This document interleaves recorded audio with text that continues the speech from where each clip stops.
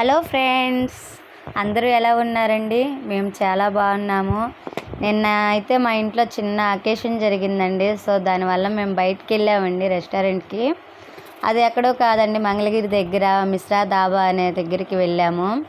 అక్కడైతే కొంచెం ఫుడ్ వచ్చేసరికి కొంచెం టైం పట్టిద్ది అన్నారు. సో అందువల్ల మేము పిల్లల్ని తీసుకొని ఇలా బయటకు వచ్చాము. అది చూడండి, పిల్లలు బాగా ఎంజాయ్ చేస్తున్నారు. అక్కడ యాంబియన్స్ చాలా బాగున్నాయండి, చక్కగా పెట్టారు. గేట్ల మధ్యలో పెట్టారండి. మా వాళ్ళు అయితే అసలు ఇద్దరు భలే ఎంజాయ్ చేస్తున్నారు.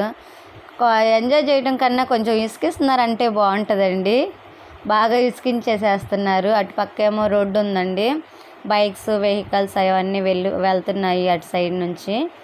అయితే వీళ్ళైతే దాని చుట్టూ 4-5 రౌండ్లు కొట్టారండి. చూడండి, రన్నింగ్ చేస్తూనే ఉన్నారు ఆపుకోకుండా. పడతారు నాన్న అన్నా కూడా సరే వాళ్ళు ఆగట్లేదండి. వాళ్ళ ఎంజాయ్మెంట్కి అడ్డు లేకోకుండా ఎంజాయ్ చేసేస్తున్నారు.